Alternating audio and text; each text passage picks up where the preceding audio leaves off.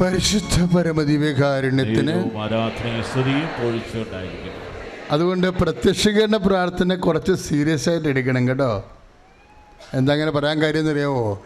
നിങ്ങൾ വീട്ടിൽ ചെല്ലുമ്പോൾ നിങ്ങൾ പരിശോധിക്കണം. ഞാൻ ഈ മാസം മുഴുവൻ അത് പറഞ്ഞുകൊണ്ടിരിക്കുക. എന്താ? ചിലരുടെ പച്ചത്തിരി ചെറുതും നീലത്തിരി വലുതുമാ ഇല്ലേ? അവിടെയാണ് ഉടമ്പടി പാളിയിരിക്കുന്നത്. നിങ്ങളെ വീട്ടിൽ പരിശോധിച്ചാൽ മനസ്സിലാവും. നീലത്തിരി വലുതും പച്ചത്തിരി ചെറുതുമാണ്. അപ്പോൾ ഉടമ്പടി എവിടെയോ താളം തെറ്റിയത് കാണുമ്പോൾ അറിയാൻ പറ്റും. നിങ്ങളാണ് നിങ്ങളുടെ നിങ്ങളാണ് നിങ്ങളുടെ ശത്രു. കാര്യം എന്താ? നിങ്ങൾക്ക് തോന്നുമ്പോൾ കിടന്ന് ഉറങ്ങും രാത്രി. ഉടമ്പടി എടുത്ത വ്യക്തിക്ക് ഇപ്പം ഒരു ഗർഭിണി, അവരോട് എന്താ പറയും? പപ്പങ്ങ കഴിക്കരുത്, ഈന്തപ്പഴം കഴിക്കരുത് എന്നൊക്കെ പറയാം അല്ലേ? എന്തെങ്കിലും കുഴപ്പമുണ്ടാകുന്നതിൻ്റെ അർത്ഥം. അതുപോലെ ഉടമ്പടി എടുത്ത വ്യക്തിക്ക് കുറച്ച് ഡിസിപ്ലിൻ ഉണ്ടാകണം. പഴയതുപോലെ മൊബൈൽ നോക്കിയാൽ അല്ലെങ്കിൽ കൊച്ചു കഥയും പറഞ്ഞ് രാത്രി ഒന്നും ഇരിക്കാൻ പറ്റത്തില്ല. ഒരു 9-9:30 ആകുമ്പോൾ മര്യാദ കിടന്ന് ഉറങ്ങാൻ നോക്കണം. കാര്യം എന്താ? 5:30 പ്രഭാത പ്രാർത്ഥനയുള്ളതാണ്, അച്ചടക്കം. അതാണ് വിഷയം അതിൻ്റെ. അപ്പോൾ ദൈവത്തിന് തോന്നും നമ്മളെ വിശ്വസ്തതയാണ്. കാര്യം ഉടമ്പടിയിൽ വരുന്നത് എന്നൊക്കറിയാമല്ലോ. ഉടമ്പടി പ്രെയർ ഓഫ് ഫിഡലിറ്റിയാണ്. എന്തിൻ്റെയാണ്? വിശ്വസ്തതയുടെ പ്രാർത്ഥനയാണ്, വിശ്വാസത്തിൻ്റെ പ്രാർത്ഥനയല്ല. അപ്പോൾ ഉടമ്പടിയുടെ ഓരോ അംശവും നമ്മൾ എക്സ്പ്രസ് ചെയ്യേണ്ട ഇത് വിശ്വാസമല്ല. എന്താണ്? വിശ്വസ്തത. വളരെ ശ്രദ്ധിക്കണം. നമ്മൾ സാധാരണ പ്രെയർ പോലെയല്ല ഉടമ്പടി. ഉടമ്പടി കവനൻ്റാണ്, അത് ബയലാറ്ററൽ എഗ്രിമെൻ്റാണ്. എഗ്രിമെൻറ്റിൻ്റെ വിഷയം എന്താ? വിശ്വസ്തതയാണ്. ഒന്ന് പ്രാർത്ഥിച്ചേ. കർത്താവായ ദൈവമേ, പരിശുദ്ധ അമ്മ വഴി അങ്ങയോട് ചെയ്ത ഉടമ്പടി പാലിക്കാൻ ആവശ്യമായ വിശ്വസ്തതയാൽ എന്നെ നിറക്കണമേ. Praise the lord. സ്തുതിക്കട്ടെ. ഹല്ലേലൂയ. കർത്താവേ, കരങ്ങൾ ഉയർത്തിക്കൊണ്ട് സ്തുതിക്കട്ടെ. ഉടമ്പടി നിബന്ധനകൾ പാലിക്കാൻ, കർത്താവേ, ഉടമ്പടി പ്രഖ്യാപനങ്ങൾ പാലിക്കാൻ, വിശ്വസ്തയോടെ ദൈവസ്നേഹത്തോടെ പാലിക്കാൻ കർത്താവേ, ഇപ്പോൾ ദിവ്യകാരുണ്യത്താൽ ഞങ്ങളെ മുദ്രയിട്ട് ശക്തിപ്പെടുത്തണമേ. കരങ്ങൾ നീട്ടി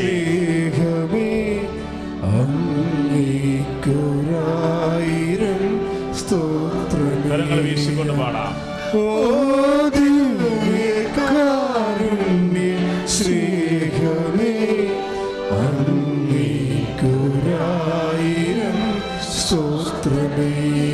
പരിശുദ്ധ പരമദിവ്യകാരുണ്യത്തിന് ആരാധനയും സ്തുതിയും പൊഴിച്ച ഉണ്ടായിരിക്കട്ടെ.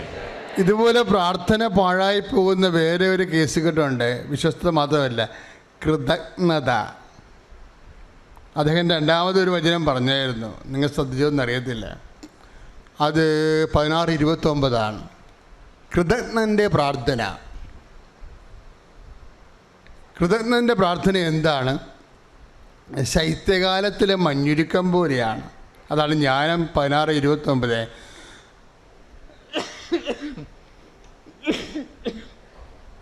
കൃതജ്ഞൻ്റെ പ്രാർത്ഥന പറഞ്ഞേ. ശൈത്യകാലത്തിലെ മഞ്ഞുരുക്കം പോലെയാണ്. എന്താ കുഴപ്പം?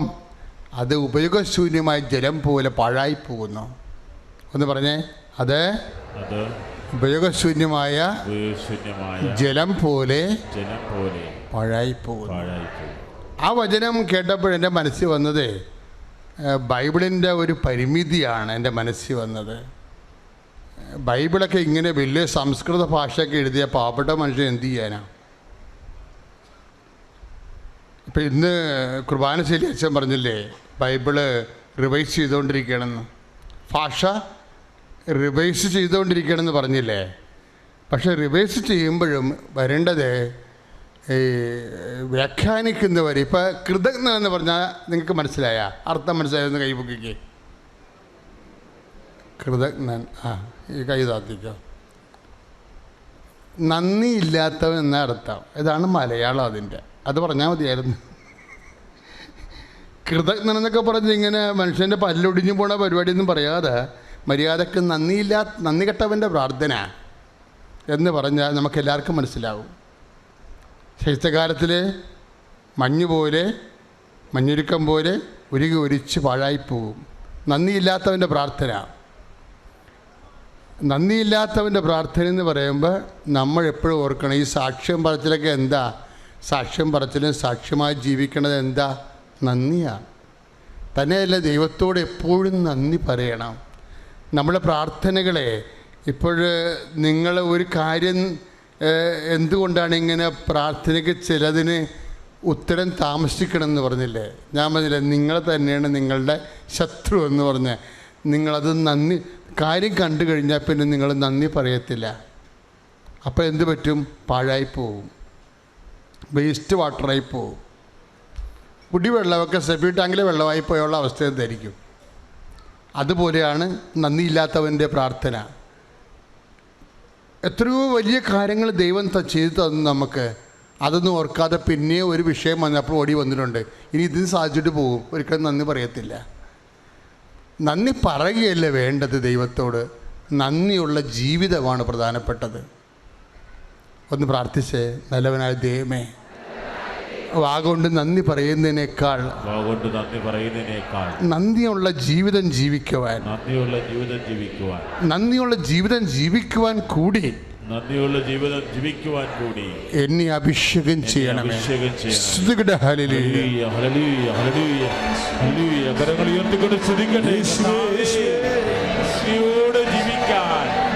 ചൊരിഞ്ഞ കൃപകൾക്ക് നന്ദി പറയാൻ, ഉടമ്പടി ചെയ്തപ്പോൾ ചെയ്ത അത്ഭുതകരമായ സൗഖ്യങ്ങൾക്ക്, കൃപകൾക്ക്, കുടുംബത്തിന് നൽകിയ നന്മകൾക്ക് നന്ദി പറയാൻ, കർത്താവേ സാക്ഷ്യമേകാൻ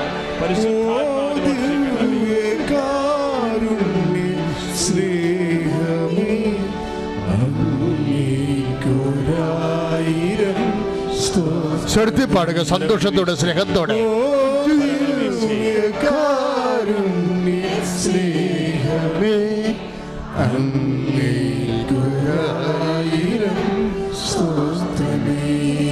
പരിശുദ്ധ പരമദിവ്യകാരുണ്യത്തിന് അപ്പോഴെല്ലാം ഞാൻ സാധാരണ ഉപയോഗിക്കുന്ന ഭാഷ നാട്ടുഭാഷയാണ് അല്ലേ? നാട്ടുഭാഷ എന്താ ഉപയോഗിക്കണത്? നമ്മുടെ ചിലപ്പോൾ 2ാം ക്ലാസ്സും 1ാം ക്ലാസ്സൊക്കെ പഠിക്കുന്ന ആൾക്കാരുണ്ടാവും, ചിലപ്പോൾ IAS-കാരുണ്ടാവും. പക്ഷേ IAS-കാരുടെ ഭാഷ ഉപയോഗിച്ച് കഴിഞ്ഞാൽ നാട്ടുകാർക്ക് മനസ്സിലാകത്തില്ല, നാട്ടുഭാഷ. ഇപ്പോൾ ബൈബിൾ ഉപയോഗിക്കുമ്പോൾ എപ്പോഴും സാധാരണ കോമൺ ആയിട്ടുള്ള ലാംഗ്വേജ് ഉപയോഗിക്കണം. തന്നെയല്ല, നാട്ടുഭാഷക്കുള്ള പ്രശ്നം ഇത് പെട്ടെന്ന് ഇങ്ങനെ റീച്ച് ചെയ്യും. ഇപ്പോൾ തന്നെ ഉദാഹരണത്തിന് ഞാനത് കൃതജ്ഞത കേട്ടപ്പോൾ എൻ്റെ മനസ്സിൽ വന്നത് എന്താണെന്നറിയാവോ? ഈശോയുടെ ഈ ശൂന്യവൽക്കരണം എന്ന് പറയുന്ന മഹാസംഭവമില്ലേ, അങ്ങനെയൊക്കെയാണ് അതിനെക്കുറിച്ച് പറയണത്. വെറുമയാക്കി എന്നാണ് അർത്ഥം. നാട്ടുഭാഷയെ പറഞ്ഞാൽ വെറുമയാക്കി.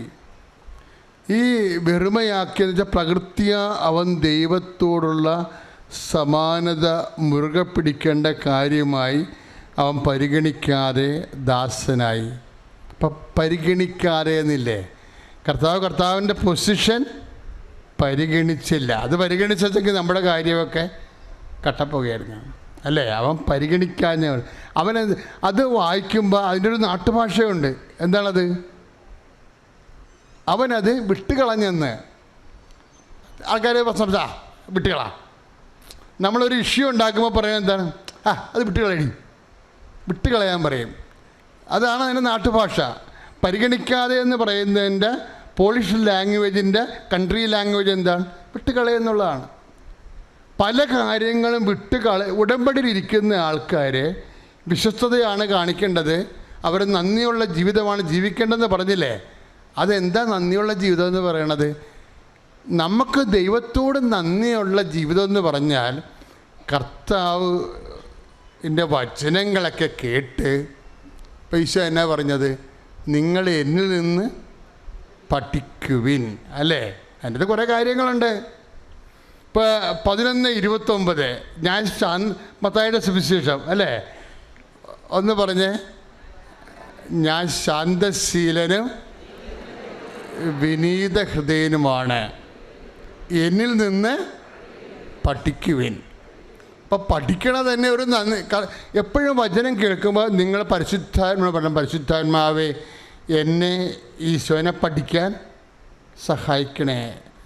കാര്യം ഈശോനെ പഠിക്കാത്തതാണ് കുഴപ്പമെന്ന് ഈശോ പറയണത്. Thank you lord, thank you Jesus Christ, thank you Kripasanam മാതാവേ. ഇന്നിവിടെ വരാനും ഇവിടെ വന്ന് ഈ പുണ്യഭൂമിയിൽ സാക്ഷ്യം പറയാനും അനുഗ്രഹം ചെയ്തതിനും പ്രത്യേകമായി നന്ദി പറയുന്നു. ഞാൻ ഡോക്ടർ ഗ്രേസി, അബുദാബിയിൽ 34 വർഷമായി സ്വന്തമായി ഞങ്ങൾക്ക് മെഡിക്കൽ സെൻ്ററുണ്ട്, വർക്ക് ചെയ്യുകയാണ്. ഞാൻ എൻ്റെ ഹസ്ബൻഡ് ഡോക്ടർ ജോസഫ്.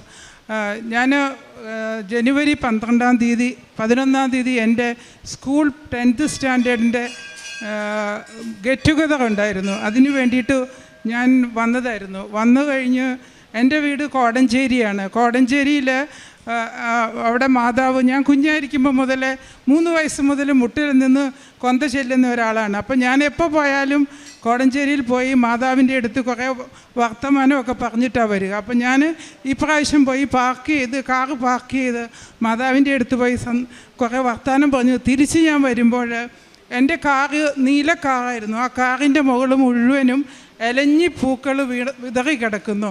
അപ്പോൾ എൻ്റെ മനസ്സിൽ ഓർമ്മ വന്നത്, എൻ്റെ അമ്മ കുഞ്ഞായിരിക്കുമ്പോൾ പറയും മാതാവിൻ്റെ മണമാണ് ഇലഞ്ഞിപ്പൂവിന്. ഒരുപക്ഷെ ഇന്നത്തെ തലമുറയ്ക്ക് ആ മണം അറിയില്ലായിരിക്കും. അപ്പോൾ എനിക്ക് ഒത്തിരി സന്തോഷം തോന്നി. ഞാൻ വിചാരിച്ചു എൻ്റെ അടുത്ത് മാതാവ് അപ്പിയർ ചെയ്യുന്നുണ്ടല്ലോ, കോടഞ്ചേരിയിലെ മാതാവ് വന്നല്ലോ എന്ന്. അത് കഴിഞ്ഞ് ഞാൻ എൻ്റെ വീട്ടിൽ പോയി ബ്രേക്ക്ഫാസ്റ്റ് കഴിച്ച് ഞാൻ എൻ്റെ ഫ്ലാറ്റിലോട്ട് ഞാൻ തന്നെ ഡ്രൈവ് ചെയ്ത് പോരുവാണ്. ആ ഇലഞ്ഞിപ്പൂക്കൾ മുഴുവനും ഞാൻ ടിഷ്യൂല് വാരി എൻ്റെ വണ്ടിക്കുള്ളിൽ വെച്ചു. അത് കഴിഞ്ഞ് ഞാൻ എപ്പോൾ വണ്ടി ഓടിച്ചാലും കൊന്ത ചൊല്ലിയ വണ്ടി ഓടിക്കുക. അത് അബുദാബിയിലാണേലും അതെ, എവിടെയാണേലും അതെ. അപ്പം ഞാൻ കൊന്ത ചൊല്ലി പോന്ന് കുറച്ച് നേരം കഴിഞ്ഞപ്പോൾ ഈ മാതാവ് എൻ്റെ മുമ്പിൽ വന്നിരിക്കുന്നു. ഞാൻ സാധാരണ എന്തെങ്കിലും ജോലി വീട്ടിൽ ചെയ്യുമ്പോൾ, ഡ്യൂട്ടി കഴിഞ്ഞ് എന്തെങ്കിലും ചെയ്യുമ്പോൾ യൂട്യൂബിൽ ധ്യാനങ്ങൾ കേൾക്കും, ജോസഫ് അച്ഛൻ്റെ അല്ലെങ്കിൽ ഡാനിയൽ ഫാദറിൻ്റെയൊക്കെ. അപ്പോൾ എനിക്ക് മാതാവിനെ കാണത്തില്ല, കാരണം ഞാൻ എവിടെയെങ്കിലും ഫോണ് വെച്ചിട്ടാണ് ഞാൻ ജോലി ചെയ്യുന്നത്. അപ്പോൾ എനിക്ക് കേൾക്കാം. അപ്പം ഞാൻ ഈ മാതാവ് കണ്ടപ്പോൾ എനിക്ക് തോന്നി, അയ്യോ എന്താ ഇങ്ങനെ തോന്നുന്നതെന്ന്.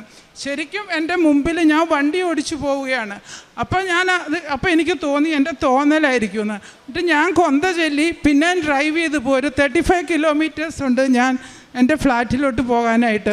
ഞാൻ അവിടെ പോകുന്ന വഴിക്ക് രണ്ടാമത് വീണ്ടും ഇതേ മാതാവ് എൻ്റെ മുമ്പിൽ ഡ്രൈവ് ചെയ്യുമ്പോൾ വന്നു. അപ്പോൾ എനിക്ക് തോന്നി ഞാൻ ഉറക്കം വരുന്നുണ്ടോ. ഞാൻ എന്തായാലും കുറച്ച് ഡ്രൈവ് ചെയ്തപ്പോൾ കോക്കനട്ട് വിൽക്കുന്ന ഒരു ഇത് കണ്ടു. അവിടെ നിർത്തി ഞാൻ കോക്കനട്ട് മേടിച്ച് കുടിച്ച് വീണ്ടും ഞാൻ കൊന്തയല്ലി പോകുമ്പോൾ മാതാവ് വീണ്ടും മുമ്പിൽ വന്നു. അപ്പോൾ ഞാൻ എനിക്ക് അതിശയമായി. ഞാൻ എന്നിട്ട് പിന്നെ വീട്ടിൽ ചെന്ന് കിടന്നുറങ്ങി. ഒരു മണിക്കൂർ കഴിഞ്ഞപ്പോൾ എൻ്റെ സിസ്റ്ററിൻ്റെ മോള് വന്ന് ബെല്ലടിച്ച് വിളിച്ചപ്പോൾ സംസാരിച്ചെത്തിയത് കൃപാസന മാതാവിൽ. അപ്പോൾ എനിക്ക് വീണ്ടും അവിടെ ഒരു അതിശയമായി. അത് കഴിഞ്ഞ് ഞാൻ അന്ന് ഡോക്ടറില്ല, ഞാൻ തന്നെയുള്ളൂ. അത് കഴിഞ്ഞ് ഞാൻ എൻ്റെ ഒരു കസിനെ വിളിച്ചപ്പം അവർ പറഞ്ഞു, ഞാനിങ്ങനെ മാതാവിൻ്റെ കാര്യം പറഞ്ഞു അവർ കൃപാസനത്തിൽ ഉടമ്പടി എടുക്കാൻ 2 ആഴ്ചയായിട്ട് പോകാനിരിക്കുവാണ്, ആൻറ്റിക്ക് വേണമെങ്കിൽ ഞങ്ങളുടെ കൂടെ പോരാന്ന്. എനിക്ക് ഭയങ്കര സന്തോഷമായി. കാരണം എനിക്കിനി വേറൊരു മീറ്റിങ്ങും കൂടെ ഉണ്ട് 2 ദിവസം കഴിയുമ്പോൾ. അപ്പോൾ ഡോക്ടർ വരും അബുദാബിയിൽ നിന്ന്. അപ്പം ഞാൻ ഈ 2 ദിവസത്തിനുള്ളിൽ എൻ്റെ കൈക്ക് ചെറിയ കോവിഡ് കഴിഞ്ഞപ്പോൾ ആർത്രൈറ്റിസ് ഉണ്ട്. അപ്പോൾ ഞാൻ തീരുമാനമായിട്ട് ബുക്ക് ചെയ്തേക്കുക. അപ്പോൾ അത് എൻ്റെ ബർത്ത്ഡേയുടെ ദിവസം അതിൻ്റെ അടുത്ത ദിവസമാണ്, ജനുവരി 13th. ഞാൻ അവിടുന്ന് പിന്നെ അതൊക്കെ ക്യാൻസൽ ചെയ്ത് ഞാൻ അവരുടെ കൂടെ ഇവിടെ കൃപാസനത്തിൽ 14th ഏർലി മോർണിംഗിൽ ഇവിടെ എത്തി. അത് ജനുവരി 14 ഞാൻ ഓടി വന്ന് ഇവിടെ മാസം നടക്കുമായിരുന്നു. അപ്പോൾ അന്ന് ഞാൻ നോക്കുമ്പോൾ ഇതേ മാതാവ് ഞാൻ ആദ്യമായിട്ട് കാണുവാണ്. ഇതേ മാതാവ് എനിക്ക് വണ്ടിയിൽ വന്നത്. എനിക്ക് ഭയങ്കര അത്ഭുതമായിപ്പോയി. ഞാൻ പിന്നെ ഉടമ്പടി എടുത്ത് അന്ന് രാത്രിക്ക് ഞാൻ വീട്ടിലെത്തുമ്പോൾ 1 മണിയായി. 1 മണിയായപ്പോൾ ഞാൻ വണ്ടിയിലിരിക്കുമ്പോൾ ഞാൻ ഫോൺ എടുക്കത്തില്ല, കാരണം എനിക്ക് വെട്ടേക വരും. അപ്പം ഞാൻ എന്ത് ചെയ്തു, ഞാൻ വീട്ടിൽ ചെന്നപ്പോൾ പോരുന്നതിന് മുമ്പാട് ഞാനിങ്ങനെ എൻ്റെ ഹസ്ബൻഡിനെ വിളിച്ചു പറഞ്ഞു, ഞാൻ നാളെ കൃപാസനത്തിൽ പോവാന്ന്. അപ്പോൾ എൻ്റെ ഹസ്ബൻഡ് ചോദിച്ചു, എന്താ പെട്ടെന്നൊരു കൃപാസനം മാതാവ് തിരുമിക്കാനൊക്കെ പോയ ആൾ കൃപാസനത്തിലോട്ട് പോവുകയാണോ എന്ന് ചോദിച്ചു. അപ്പം ഞാൻ പറഞ്ഞു അങ്ങനെ ഒരു അനുഭവം ഉണ്ടായി. അപ്പോൾ എന്നോട് പറഞ്ഞു, അങ്ങനെ ഉണ്ടെങ്കിൽ എൻ്റെ കുറച്ച് കാര്യങ്ങളുണ്ട്, നീ പറയണമെന്ന് പറഞ്ഞു. അപ്പോൾ അത് ഡോക്ടർ പറയും, അപ്പോൾ ഞാനത് ഇവിടെ വന്ന് ഉടമ്പടിയിൽ എഴുതി. പിന്നെ ഞാൻ എപ്പോഴും എൻ്റെ മോന് വിശ്വാസത്തിലോട്ട് വരണം എന്നുള്ളതാണ് എപ്പോഴും പ്രാർത്ഥിക്കാറുള്ളത്. അപ്പോൾ അതുമെല്ലാം ഉടമ്പടി എഴുതി ഞാൻ വീട്ടിൽ ചെന്ന് ഞാൻ ഫോൺ എടുക്കുമ്പോൾ ഡോക്ടറിൻ്റെ പെങ്ങളുടെ മകൻ്റെ ഭാര്യ സൺഡേ അവിടെ പള്ളിയിൽ കുർബാനയ്ക്ക് ഇരിക്കുമ്പോൾ എനിക്ക് മാതാവ് വന്ന അതേ സമയത്ത് ആ മോക്ക് ഇങ്ങനെ കാണുവാണ് എന്നെയും ജോസഫച്ചനെയും കൃപാസന മാതാവിനെയും. ആ കുർബാന മുഴുവൻ ടൈമിലും ഞങ്ങളെ മൂന്നേരെയും കാണുന്നു. അപ്പോൾ എനിക്ക് മെസ്സേജ് ഇട്ടിരിക്കുന്നു ഇങ്ങനെ ആൻറ്റി നാട്ടിൽ പോകുമ്പോൾ, ഞാൻ നാട്ടിലുള്ളതെന്ന് അവർക്ക് അറിയത്തില്ല കാരണം ഞാനൊരു ഷോർട്ട് മീറ്റിങ്ങിന് വന്നതാണ്. അപ്പോൾ ആൻറ്റി ചെന്ന് കഴിഞ്ഞാൽ എപ്പോഴെങ്കിലും നാട്ടിൽ പോകുമ്പോൾ കൃപാസന മാതാവിനെ പോയി കാണുന്നു. എനിക്ക് ഭയങ്കര അത്ഭുതമായിപ്പോയി. ഞാൻ പറഞ്ഞു, ഷാജി ഇത് ഭയങ്കര കോയിൻസിഡൻസ് ആണല്ലോ, ഞാനിപ്പം വന്ന് കയറിയിട്ടേ ഉള്ളൂ അവിടെ പോയെന്ന്. അതിനുശേഷം ഞാൻ പിറ്റേ ദിവസം തന്നെ പിറ്റേ ദിവസം മീറ്റിംഗാണ്. മീറ്റിങ്ങിന് ഞങ്ങൾ ഷൊർണൂർ വെച്ചായിരുന്നു മീറ്റിംഗ്. അന്ന് അവിടെ ചെന്ന പിറ്റേ ദിവസം മുതൽ മാതാവ് ഡോക്ടർ പറഞ്ഞ കാര്യത്തിൽ ഇടപെടാൻ തുടങ്ങി. അത് ഡോക്ടർ പറയും സമയ ചുരുക്കം കൊണ്ട്. അത് കഴിഞ്ഞ് ഞാൻ 20th തിരിച്ച് അബുദാബി പോയി. ഞാൻ എൻ്റെ മെഡിക്കൽ സെൻറ്ററിൽ നിന്ന് വീട്ടിലോട്ട് ഡ്രൈവ് ചെയ്ത് പോവുകയാണ്. അത് ഇപ്പോൾ പറയുന്നത് സ്വപ്നത്തിൽ കണ്ടതാണ്. അപ്പോൾ സ്വപ്നത്തിൽ കണ്ടപ്പോൾ മാതാവ്, ഞാൻ ഡ്രൈവ് ചെയ്യുമ്പോൾ മുമ്പിൽ ഒരാളിരിക്കുന്നു, പുറയിൽ ഒരാളിരിക്കുന്നു. അപ്പോൾ കുറച്ച് കഴിഞ്ഞപ്പോൾ പുറയിലിരിക്കുന്ന ആൾ പറഞ്ഞു എനിക്ക് ഇറങ്ങണമെന്ന്. ഞാനപ്പം വേഗം വണ്ടി നിർത്തി. ഞാനിത് ആരാ ഇറങ്ങുന്നത് തിരിഞ്ഞു നോക്കുമ്പോൾ ടർക്കോയിസ് ബ്ലൂവിൽ ബ്രൈറ്റനിങ് ആയിട്ടുള്ള മദർ മേരി. ഞാൻ ഉടനെ പറഞ്ഞു അയ്യോ ഇത് മാതാവായിരുന്നോ എന്ന് പറഞ്ഞ് ഞാൻ അത്ഭുതത്തോടെ ഇരുന്നു. അത് കഴിഞ്ഞ് എനിക്ക് ഭയങ്കര സന്തോഷം. ഞാൻ പിന്നെ ഉറങ്ങി എണീറ്റു. പിന്നെ എൻ്റെ സംശയം, അപ്പോൾ മാതാവ് വന്നു. ഇനി വണ്ടിയുടെ കാര്യങ്ങളൊക്കെ അത് ബിസിനസ്സായിട്ടുള്ള കാര്യമാണ്, ഡോക്ടർ പറയുമ്പോൾ മനസ്സിലാവും നിങ്ങൾക്ക്. അപ്പോൾ വണ്ടിയിൽ മാതാവ് വന്നു, സഞ്ചരിക്കുന്ന മാതാവ് വന്നു. ഇനി കാര്യങ്ങളെല്ലാം റെഡിയാണെന്ന് എനിക്ക് മനസ്സിലായി. അത് കഴിഞ്ഞ് ഞാൻ മാതാവിനോട് ചോദിച്ചു, മാതാവ് എന്ത് എൻ്റെ വീട് വരെ വരാഞ്ഞ്, വീട്ടിലെന്തെങ്കിലും കുഴപ്പമുണ്ടോ, അതാണോ മാതാവ് വരഞ്ഞ്. അങ്ങനെ ഞാൻ പിറ്റേ ദിവസം കിടക്കുമ്പോൾ മാതാവുണ്ട് മുമ്പിൽ വന്ന് നിന്നു. അപ്പോൾ എനിക്ക് പെട്ടെന്ന് ഭയങ്കര സന്തോഷമായി. ഞാൻ ചാടി എണീറ്റ് എനിക്ക് ഭയങ്കര സന്തോഷമായി മാതാവ് വീട്ടിൽ വന്നല്ലോ എന്ന്. അപ്പോൾ ഞാൻ താഴെ ചെന്ന് മുകളിലാണ് കിടക്കുന്നത്. താഴെ ചെന്ന് നോക്കുമ്പോൾ എൻ്റെ മുമ്പിൽ വന്ന മാതാവ് 2 വർഷം മുമ്പ് എൻ്റെ വീട്ടിൽ ഒരു ഡോക്ടർ മാധവൻ വന്നപ്പോൾ എനിക്ക് ശക്തിയുള്ള മാതാവാണെന്നും പറഞ്ഞ് ഈ കൃപാസനത്തിലെ മാതാവ് തന്നത്. എനിക്കറിയില്ലായിരുന്നു അത് കൃപാസനത്തിലെ മാതാവാന്ന്. ഞാൻ നോക്കുമ്പോൾ എൻ്റെ മുമ്പിൽ വന്ന അതേ മാതാവ് എൻ്റെ കിച്ചൻ്റെ ഡൈനിങ് ടേബിളിൽ നടുക്കുണ്ട്. എനിക്കത് അറിയില്ലായിരുന്നു ഈ മാതാവ് കൃപാസനത്തിലെ മാതാവാന്ന്. അങ്ങനെ അതൊരു അത്ഭുതം. അത് കഴിഞ്ഞ് ഞാൻ മാതാവിനോട് ചോദിച്ചു, മാതാവിൻ്റെ കൂടെ മുമ്പിലിരുന്ന ആരാ? അപ്പോൾ എൻ്റെ മനസ്സിൽ പറയുക എൻ്റെ കൂടെ ആരാവും ഉണ്ടാവുക, എൻ്റെ പുത്രൻ. അങ്ങനെ ഭയങ്കര എനിക്ക് ഒത്തിരി അത്ഭുതങ്ങൾ വന്നു. പിന്നെ ഇത് വന്നത് സ്വപ്നത്തിലൊരു 14-ാം തീയതി കാണിക്കുവാണ്. അതിന് ശേഷമുള്ള എല്ലാ 14-ാം തീയതിയും ഓരോരോ അത്ഭുതങ്ങളായി. ഉടമ്പടിയിൽ വെച്ച എല്ലാ കാര്യങ്ങളും, ഉടമ്പടിയിൽ വെക്കാത്ത ഒരു വലിയ അത്ഭുതവും ഈ സെപ്റ്റംബർ 14-ാം തീയതി നടന്നു. ആ സെപ്റ്റംബർ 14-ാം തീയതി പറഞ്ഞ് നടന്നിട്ട് ബാക്കിയുള്ള ഞാൻ ഡോക്ടർക്ക് കൊടുക്കാം സമയ ചുരുക്കം കൊണ്ട്. ഞാൻ സൺഡേ ആയിരുന്നു, ഞാൻ ഡ്യൂട്ടി കഴിഞ്ഞിട്ട് പള്ളിയിൽ പോവുമായിരുന്നു. അപ്പം അബുദാബിയിൽ നിങ്ങൾക്കറിയാമല്ലോ വലിയ റോഡുകളായിരിക്കും. അപ്പോൾ ഞാൻ ഡ്രൈവ് ചെയ്ത് പോകുമ്പോൾ ഒരു ഗിവേ കൂടെ പോവുകയാണ്. ഗിവേന്ന് ഇറങ്ങുമ്പോൾ വണ്ടി സ്ലോയിലാണ് പോകുന്നത്. അപ്പോൾ പെട്ടെന്നൊരു സൗണ്ട് കേട്ടു. അപ്പോൾ സൗണ്ട് കേട്ടപ്പം ഞാൻ നോക്കുമ്പോൾ ഒരു ഡെലിവറി ബോയ് റോഡിൽ തെറിച്ച് കിടക്കുന്നു. ഞാൻ വേഗം വണ്ടി ഹസാർഡിലിട്ടിട്ട് ഞാൻ ഓടിച്ചെന്നു. അയാൾ കടിയൊക്കെ റെസ്റ്റ് അടിച്ച് കംപ്ലീറ്റ് ആയിട്ട് ഡെഡായിട്ട് കിടക്കുക. ഞാൻ വേഗം അവിടെ മുട്ടുകുത്തി നിന്ന് എൻ്റെ ഈശോയെ ടേക്ക് മൈ ലൈഫ്, കൃപാസന മാതാവേ take my life, give to him എന്ന് പറഞ്ഞ് ഞാൻ കാർഡിയാക് മസാജ് കൊടുത്തു. 5 മാസം ഇത് ചെയ്ത് കഴിഞ്ഞിട്ടും അനങ്ങിയില്ല. 6ാമത്തെ ചെയ്യുമ്പോൾ അയാളൊന്ന് തലയനക്കി. എനിക്ക് മനസ്സിലായി മാതാവ് അവിടെ ഇടപെട്ട് ജീവൻ കൊടുത്തു എന്ന്. അതൊരു ഭയങ്കര അത്ഭുതമായിപ്പോയി. അത് കഴിഞ്ഞ ശേഷം പിന്നെ ഞാൻ കണ്ടിന്യൂസ് ആയിട്ട് എന്നാലും ഹാർട്ട് ബീറ്റ് വന്നില്ല, പക്ഷേ ആളൊന്നും അനങ്ങിയതേ ഉള്ളൂ. പിന്നെ വീണ്ടും കാർഡിയാക് മസാജ് ചെയ്തു. അപ്പോഴേക്കും പോലീസൊക്കെ എത്തി. 10 ബീറ്റ് കൊടുത്തപ്പോഴേക്കും എനിക്ക് കയ്യിൽ ഹാർട്ട് ബീറ്റ് ഫീൽ ചെയ്യാൻ തുടങ്ങി, കഴുത്തേൽ ഫീൽ ചെയ്യാൻ തുടങ്ങി, പൾസ് ചെയ്തു. പിന്നെ 10 മിനിറ്റോളം അയാൾ അൺകോൺഷ്യസ് ആയിരുന്നു. പിന്നെ പോലീസ് വന്ന് എല്ലാവരും വന്നു. അത് കഴിഞ്ഞിട്ട് അവിടെ നിങ്ങൾക്കറിയാലോ, വണ്ടി ആർക്ക് തട്ടിയതോ എന്ത് തട്ടിയല്ലോ, പേഷ്യൻ്റ് മരിച്ചു കഴിഞ്ഞാൽ നമ്മൾ അതിനോട് അസോസിയേറ്റ് എല്ലാവരെയും പിടിച്ചുകൊണ്ട് പോകും. അപ്പോൾ എനിക്ക് അവരെന്നോട് വന്നപ്പോൾ ചോദിച്ചു, ഈ ഡോക്ടർ എന്ന് ചോദിച്ചു. അപ്പോൾ ആണെന്ന് പറഞ്ഞ് ഞാൻ പിന്നെ കൊടുത്തു. 10 മിനിറ്റ് എടുത്തു, അയാൾ കോൺഷ്യസായി. അയാൾ അത് കഴിഞ്ഞ് ആംബുലൻസ് എല്ലാം വന്നപ്പോൾ എണീറ്റിരുന്നിട്ട് അയാൾ ചോദിക്കുകയാണ് എനിക്ക് എന്താ പറ്റിയെന്ന്. അയാൾക്ക് അറിയത്തില്ല എന്താ പറ്റിയെന്ന്. അങ്ങനെ ഒരു വലിയൊരു അത്ഭുതം. എല്ലാ 14-ാം തീയതി ഞാനിവിടുന്ന് ഉടമ്പടി എടുത്തു പോയാൽ എല്ലാ 14-ാം തീയതി ഓരോ അത്ഭുതമുണ്ട്. ഇന്ന് ഏറ്റവും ലാസ്റ്റ് നടന്നത് ഈ 14-ാം തീയതി. ഒത്തിരി പറയാനുണ്ട്, മാതാവ് വന്നതും എല്ലാം. പിന്നെ ഞാൻ ഇവിടുന്ന് ജനുവരിയിൽ പോയതിന് ശേഷം ഞാൻ പൊതുവേ കുറച്ച് ഡ്രസ്സ് വാങ്ങിക്കും. ഇവിടെ വന്നു കഴിഞ്ഞാൽ കുറച്ച് മേക്കപ്പ് സാധനങ്ങളൊക്കെ അങ്ങനെ മേടിക്കുന്ന ഒരാളാണ്. അപ്പോൾ അതിന് ശേഷം ഒരൊറ്റ ഡ്രസ്സും, കാരണം ഇഷ്ടംപോലെ ഡ്രസ്സുണ്ട്, അതൊന്നും മേടിക്കത്തില്ല. ഒരു മേക്കപ്പ് സാധനങ്ങൾ മേടിക്കുക. ആ പൈസയെല്ലാം പ്രേക്ഷിത വേലയ്ക്ക് വേണ്ടിയിട്ട് മാറ്റി വെച്ചു. പിന്നെ ഞാൻ ഒരു ദിവസം എന്നും പണ്ട് മുതലേ ഫാസ്റ്റിംഗ് എടുക്കുന്ന ആളാണ്, വെള്ളിയാഴ്ച. കാരണം ഞാൻ 3 വയസ്സ് മുതൽ മുട്ട നിന്ന് പ്രാർത്ഥിക്കുന്നത്. ഇപ്പോഴും ഞാൻ മുട്ട നിന്നേ കൊന്ത ചെല്ലത്തുള്ളൂ. അത് വീട്ടിൽ നിന്ന് കിട്ടിയിരിക്കുന്ന ആ ഒരിതാണ്. അത് കഴിഞ്ഞ് ഞാൻ പിന്നെ ചെയ്യുന്ന പ്രേക്ഷിത വേല എന്ന് വെച്ചിട്ടുണ്ടെങ്കിൽ 3 ദിവസം സാക്രിഫൈസ് എടുക്കുക. അതായത് 3 ദിവസം ഞങ്ങൾ രാവിലെ വർക്ക് ചെയ്യാൻ പോയാൽ രാത്രി 11-11:30 വീട്ടിലെത്തുമ്പോൾ. ഉച്ചയ്ക്ക് ഗ്യാപ്പ് ഉണ്ടെങ്കിലും നമുക്കൊന്നും ചെയ്യാൻ പറ്റില്ല, ഉറങ്ങുകയുള്ളൂ. അപ്പോൾ അതിനുശേഷം വന്നാണേലും ഞങ്ങൾ പ്രാർത്ഥിച്ച് ഞങ്ങൾ ഇവിടെ വന്നതിന് ശേഷം ഉടമ്പടി പ്രാർത്ഥനയെടുത്ത് കിടക്കാറുള്ളത്. അപ്പം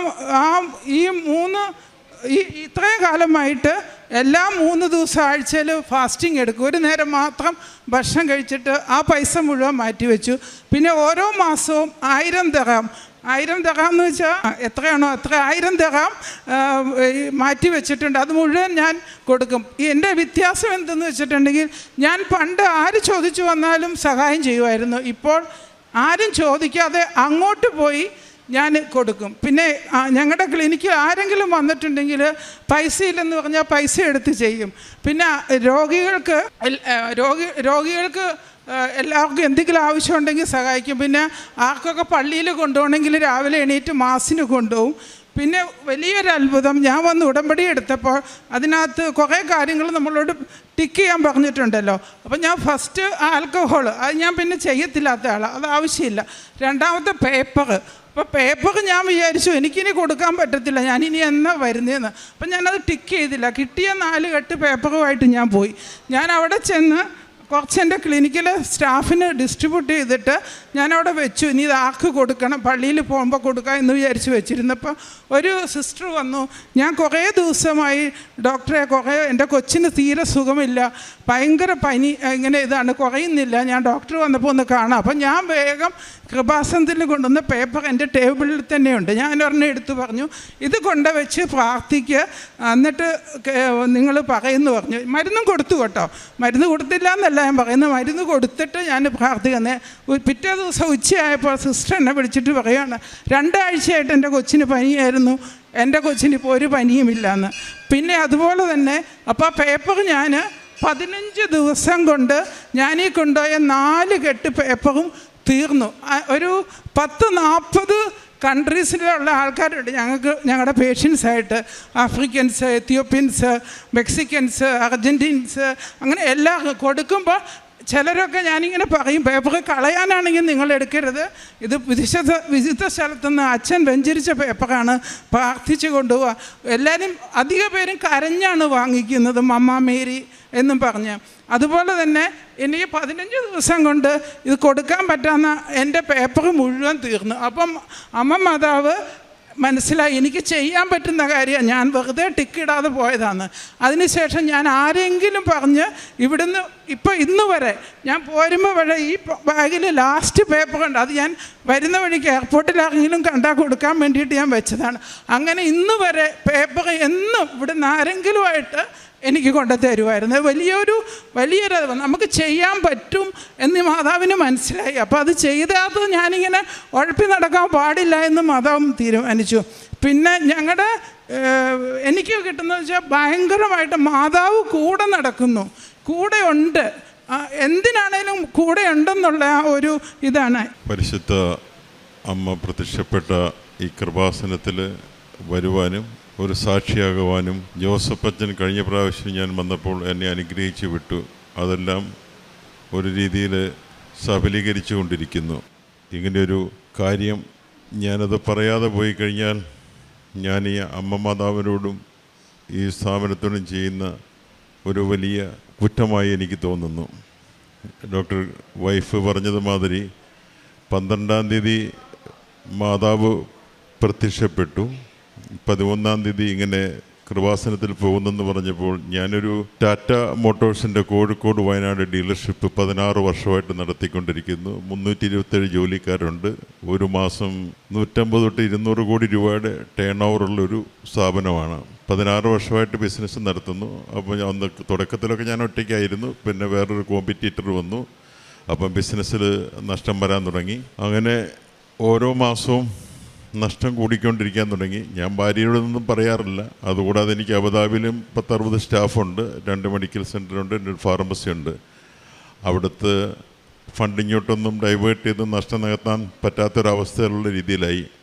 അപ്പോൾ ഞാനിങ്ങനെ ഗ്രേസി പോകുന്നുണ്ടെന്ന് പറഞ്ഞപ്പോൾ നീ കൃപാസനത്തിലെ അമ്മയോട് ഒരു 36 കോടി രൂപയുടെ ഒരു ബാധ്യത നമ്മൾക്കിപ്പോൾ നിലവിലുണ്ട്. ഈ സ്ഥാപനം ഇപ്പോൾ അടച്ചു പൂട്ടിയാൽ, അതുകൊണ്ട് നമുക്ക് അടച്ചുപൂട്ടിയാൽ ഒരു 327 കുടുംബങ്ങളും ഈ 16 വർഷമായിട്ട് നമ്മളിവിടെ ജീവിക്കുന്നതാണ്. അവരും ബുദ്ധിമുട്ടിലാവും, അവർക്കെല്ലാവർക്കും ജോലി കിട്ടില്ല. അതുകൊണ്ട് നമുക്ക് ഇതാർക്കെങ്കിലും ട്രാൻസ്ഫർ ചെയ്യുകയാണെങ്കിൽ നമ്മളുടെ കടബാധ്യത കുറഞ്ഞു കിട്ടും. അതുകൊണ്ട് നീ പ്രത്യേകം ഒരു നിയോഗം വെച്ച് മാതാവിനോട് പ്രാർത്ഥിക്കുക, അടുത്ത പ്രാവശ്യം വരുമ്പോൾ ഞാനും വരാം എന്ന് പറഞ്ഞു. അങ്ങനെ ആ നിയോഗം വെച്ചു. ജനുവരി 17-ന് ഞാൻ ടാറ്റയോട് പറഞ്ഞപ്പോൾ അവിടെ പുതിയൊരു ഡീലർഷിപ്പ് കൂടെ കൊടുത്തു, ഗോകുലം മോട്ടോഴ്സ് എന്ന് പറഞ്ഞ്. അവരോട് വന്നു കഴിയുമ്പോൾ ബിസിനസ് വീണ്ടും നഷ്ടത്തിലാവും. അപ്പം ഞാൻ ടാറ്റയോട് പറഞ്ഞു എനിക്കിനി ബിസിനസ് കണ്ടിന്യൂ ചെയ്യാൻ താല്പര്യമില്ല. 3 ഡീലേഴ്സിന് ഉള്ള മാർക്കറ്റ് ഇല്ലാത്തത് കൊണ്ട് ഞാനിപ്പം തന്നെ 30-35 ലക്ഷം രൂപ ഒരു മാസം നഷ്ടത്തിൽ പോയിക്കൊണ്ടിരിക്കുന്നു. അതുകൊണ്ട് ഞാൻ ഒഴിവാകുവാണ്. അപ്പം 17-ാം തീയതി ജനുവരി വിളിച്ചിട്ട് അപ്പം എനിക്ക് ഒരുപാട് വയനാടും കോഴിക്കോടും എല്ലാം കൂടെ 6 ഷോറൂമും 8 ഔട്ട്ലെറ്റും ഉണ്ട്. അപ്പം ടാറ്റയുടെ ഓഫീഷ്യസ് എന്നെ വിളിച്ചു, ഡോക്ടർക്ക്, കാരണം എനിക്ക് സൗത്ത് ഇന്ത്യയിലെ ഏറ്റവും വലിയ ഷോറൂമാണ് എൻ്റേത്. അത് രത്തൻ ടാറ്റ വന്ന് തന്നെ ഇനാഗുറേറ്റ് ചെയ്തൊരു ഷോറൂമാണ് 2009. അപ്പോൾ അത്രയും വലിയൊരു സ്ട്രക്ചർ 150 കോടി രൂപകളും ഞാൻ ഇൻവെസ്റ്റ് ചെയ്തിരിക്കുന്ന ഇൻഫ്രാസ്ട്രക്ചറിന് വേണ്ടി മാത്രം. അപ്പം അവർ പറഞ്ഞ് നിങ്ങൾക്ക് ഗോകുലമായിട്ടൊരു നെഗോസിയേഷൻ നടത്ത്, ഞങ്ങൾ ട്രാൻസ്ഫർ ആർക്കും ചെയ്ത് കൊടുക്കാറില്ല. ഡോക്ടർ ഞങ്ങളോട് ഇത്രയും കാലം സഹകരിച്ചതിൻ്റെ പേരിൽ അറിയാം ഡോക്ടർക്ക് അത് ബുദ്ധിമുട്ടുണ്ട്. ഡോക്ടറുടെ മക്കൾ 2 പേരും ഡോക്ടേഴ്സാണ്. അവരിനി അടുത്ത തലമുറ ഇങ്ങോട്ട് വരില്ല. ഒരാൾ അമേരിക്കയിൽ സെറ്റിൽഡാണ്, ഒരാൾ ജർമ്മനി സെറ്റിൽഡാണ്. ഇപ്പം ഡോക്ടർക്കും പ്രായമായി വരുമ്പം ഡോക്ടറുടെ കാര്യം ചെയ്യും, ഞാൻ ഗൂഗിളുമായിട്ട് സംസാരിക്കാം, അവരുമായിട്ട് നെഗോഷിയേറ്റ് ചെയ്യാൻ പറഞ്ഞു. ശരി, ഞാൻ നെഗോഷിയേറ്റ് ചെയ്യാം. അങ്ങനെ ഏപ്രിൽ 2-ാം തീയതി ഇവിടെ ഞാനും വൈഫോട് വന്ന് ഉടമ്പടി എടുത്തു.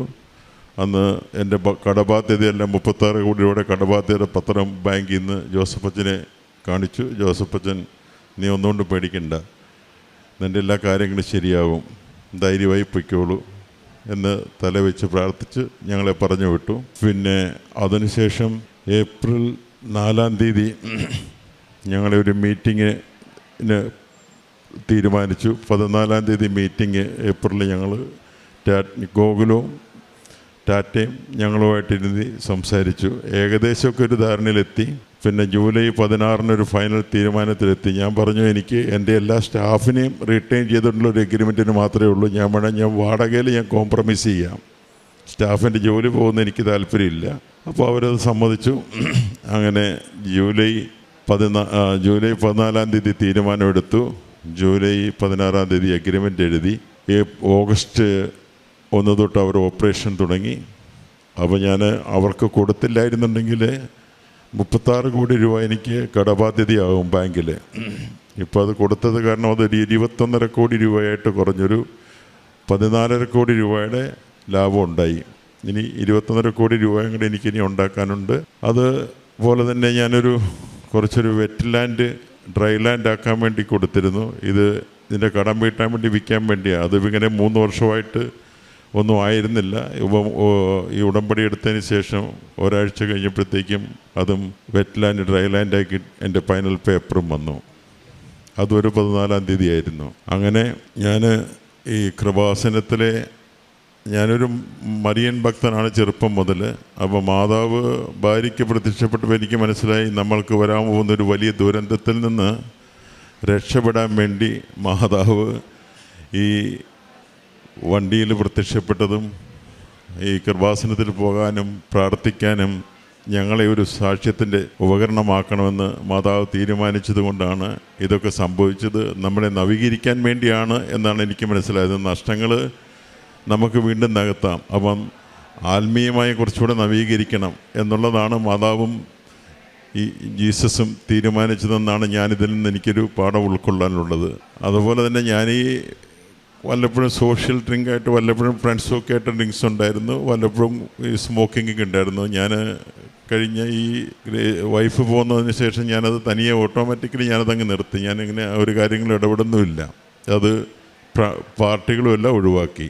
അതുകൂടാതെ പ്രേക്ഷിത പ്രവർത്തനം എന്ന് പറഞ്ഞാൽ ഞങ്ങൾ ചോദിക്കുന്ന എല്ലാവർക്കും കൊടുക്കുമായിരുന്നു.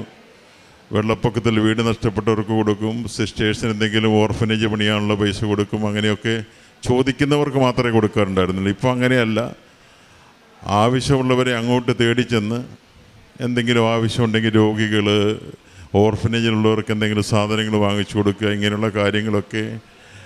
ഫുഡ്, അതുപോലെ തന്നെ ഞങ്ങൾ താമസിക്കുന്ന സ്ഥലത്ത് ഒരുപാട് ജോലിക്കാരുണ്ട്. ഈ രാവിലെ തൊട്ട് വൈകുന്നേരം വരെ വെയിലത്ത് ജോലി ചെയ്യുന്നവർ. അവർക്ക് ഭക്ഷണം ഞങ്ങൾ തന്നെ വീട്ടിലുണ്ടാക്കിയിട്ട് അവർക്കൊക്കെ കൊടുക്കും. അപ്പോൾ ഇങ്ങനെയുള്ള കാര്യങ്ങളൊക്കെ ഞങ്ങൾക്ക് ചെയ്യുമ്പോൾ ഞങ്ങൾക്ക് മനസ്സിനൊരു സന്തോഷം. ഇത് നമ്മൾക്ക് ഇതുവരെ ചെയ്യാൻ പറ്റിയിരുന്നില്ല. അതുപോലെ തന്നെ ഞങ്ങൾ ഇനി ബാക്കി ഞങ്ങൾക്കുള്ള ഈ കടങ്ങളും ബാധ്യതകളും എല്ലാം തീർന്നതിന് ശേഷം വീണ്ടും ഞാനിവിടെ ഒരു സാക്ഷ്യം തീർച്ചയായിട്ടും പറയാൻ വരും. അതുപോലെ തന്നെ എനിക്കിനി മരിയൻ കൃപാസന കേന്ദ്രത്തിൽ ഇവിടെ വരുന്ന അനേകായിരം രോഗികളും കടബാധ്യതക്കാരും മക്കളെ ഓർത്ത് വേദനിക്കുന്നവരും എല്ലാവർക്കും വേണ്ടി ഞങ്ങൾക്ക് എല്ലാ ദിവസവും പ്രാർത്ഥിക്കുന്നു. ഞാനിതുപോലെ പ്രാർത്ഥിച്ചുകൊണ്ടിരുന്നപ്പോൾ ഭാര്യയ്ക്ക് കണ്ടതുപോലെ എനിക്കും എൻ്റെ വീട്ടിൽ ഒരു ജാസ്മിൻ്റെ സ്മെല്ല് എനിക്ക് അനുഭവപ്പെട്ടു. അപ്പം മാതാവ് ഞങ്ങളുടെ കൂടെ ഉണ്ട് എന്നുള്ള ഒരു ഉറപ്പിൽ എനിക്ക് യാതൊരു ഭയവുമില്ല. എത്ര കടമുണ്ടെങ്കിലും ഞാൻ പോകുന്നിടത്ത് എന്ത് ഡിസ്കഷന് പോകുമ്പോഴും ഈ ഉപ്പും തൈലവും ഒക്കെ കൊണ്ടുകൊണ്ടാണ് പോകുന്നത്. ആ കാര്യങ്ങളൊക്കെ ഒരു പരിധി എല്ലാം അതുപോലെ തന്നെ നടക്കുന്നുണ്ട്. ഈവൻ ബാങ്കുകാരുടെ വരെ ഞാൻ ഇന്നലെ സംസാരിച്ചു. എനിക്ക് കുറച്ച് സാവകാശം വേണം, അല്ലെങ്കിൽ ഞാൻ ഈ പ്രോപ്പർട്ടി 150 കോടിയുടെ പ്രോപ്പർട്ടി പ്ലെഡ്ജ് ചെയ്തിട്ടാണ് ഈ ലോണൊക്കെ എടുത്തിരിക്കുന്നത്. ഇനി അവർക്ക് 21.5 കോടി രൂപയോളം കൊടുക്കാനും ഉണ്ട്. അപ്പോൾ അത് ചെയ്ത് തരാം, കുറേശ്ശെ അടയ്ക്കാൻ പറഞ്ഞിരിക്കുകയാണ്. ഇത്രയും വലിയ കാര്യങ്ങൾ ചെയ്തു തന്ന അമ്മ മാതാവിന്, ഈ കൃപാസനത്തിലെ ജോസഫ് അച്ഛനും, ഇവിടെ പ്രേക്ഷിത പ്രവർത്തനം മറ്റു വൈദികർക്കും സന്യസ്തർക്കും എല്ലാവർക്കും വേണ്ടി ഞങ്ങൾ പ്രാർത്ഥിക്കുന്നു. അവരെയെല്ലാം ദൈവം സമർത്ഥമായി അനുഗ്രഹിക്കട്ടെ. കൂടുതൽ കഷ്ടതപ്പെടുന്നവരുടെ കഷ്ടതകൾ പരിശുദ്ധ ദൈവമാതാവിൻ്റെ തൃപ്പാദത്തെങ്കിൽ കാഴ്ചവെച്ച് അങ്ങേ തിരുക്കുമാരൻ്റെ കൃപയാൽ അങ്ങ് സാധിച്ചു കൊടുക്കുവാൻ, കൃപയുണ്ടാകുവാൻ ഈ സ്ഥാപനത്തെ അനുഗ്രഹിക്കണമെന്ന് ഹൃദയത്തിൽ നിന്ന് ഞങ്ങൾ പ്രാർത്ഥിക്കുന്നു. ജോസഫ് അച്ഛൻ പറയുന്ന പോലെ ഞങ്ങൾ പ്രാർത്ഥിക്കുമായിരുന്നു, കൂടുതൽ പ്രവർത്തിക്കുന്നത് ഇപ്പം ഈ ഉടമ്പടി എടുത്തതിന് ശേഷമാണ്. പിന്നെ ഒരു കാര്യം കൂടി, ഞാൻ പ്രീ ഡിഗ്രിക്ക് പഠിക്കുന്ന കാലത്താണ് കരസ്മാറ്റിക് പ്രെയർ എല്ലാം തുടങ്ങി. അന്ന് മുതൽ നമ്മൾ ബൈബിൾ വായിക്കുകയും കരസ്മാറ്റിക് എല്ലാ കാര്യങ്ങളിലും ഇടും. അപ്പോൾ കരസ്മാറ്റിക് ആകുമ്പോൾ ഞാൻ എല്ലാ വർഷവും ഞാൻ അധികം ഇംഗ്ലീഷ് ധ്യാനത്തിനാണ് പോകുന്നത്. പോയി വന്ന് പിന്നെ കുറേ കാലത്തിന് ഭയങ്കര സ്പിരിച്വലായിരിക്കും. പിന്നെ അങ്ങ് പതുക്കെ പോകും. പക്ഷേ പ്രാർത്ഥനകളൊക്കെ ചെല്ലുന്നുണ്ടാകും. പക്ഷേ കൃപാസനത്തിൽ വന്നതിന് ശേഷം എല്ലാ ദിവസവും ജീവിക്കുകയാണ്. രാവിലെ എണീക്കുമ്പോൾ മുതൽ പ്രെയർ, വൈകുന്നേരം വരെ എപ്പോൾ സമയം കിട്ടിയാലും നമുക്ക് വേറെ ഒന്നിനും സമയം കിട്ടുന്നില്ല. അച്ഛൻ്റെ എല്ലാ ടോക്കുകളും അല്ലെങ്കിൽ സാക്ഷികളും കേൾക്കാൻ പറ്റിയില്ലല്ലോ എന്നുള്ള വിഷമാണ്. അടുത്ത ദിവസം നമ്മുടെ മനസ്സിൻ്റെ ആ സ്പിരിച്വാലിറ്റി കുറയുമല്ല, ഓരോ ദിവസവും കൂടുവാണ്. അതാണ് ഞാൻ രണ്ടിലും കാര്യമായി പങ്കെടുത്തിട്ടുള്ള ഒരു വ്യക്തിയായെന്ന നിലയിൽ എനിക്കുള്ള ഈ വ്യത്യാസം കാണുന്നത്. കരസ്മാറ്റിക് ആകുമ്പോൾ നമ്മൾ എല്ലാ ദിവസവും ഒരാഴ്ച ധ്യാനം കൂടി വന്നു കഴിഞ്ഞ് കുറച്ച് കഴിയുമ്പോൾ അതിൻ്റെ ആ ഇൻറ്റൻസിറ്റി പതുക്കെ കുറയും, പിന്നെ അടുത്ത ധ്യാനത്തിന് പോകണം. ഇത് എല്ലാ ദിവസവും ഓരോ ദിവസവും കൂടി വരുന്നു. അത് എല്ലാവരിലും ഉണ്ടാകട്ടെ. എല്ലാവർക്കും വേണ്ടിയിട്ട് പ്രാർത്ഥിച്ചുകൊണ്ട് ഒത്തിരി നന്ദിയോടെ ഞങ്ങൾ നന്ദി പറയുന്നു. അമ്മ മാതാവിനും ദൈവകുമാരനും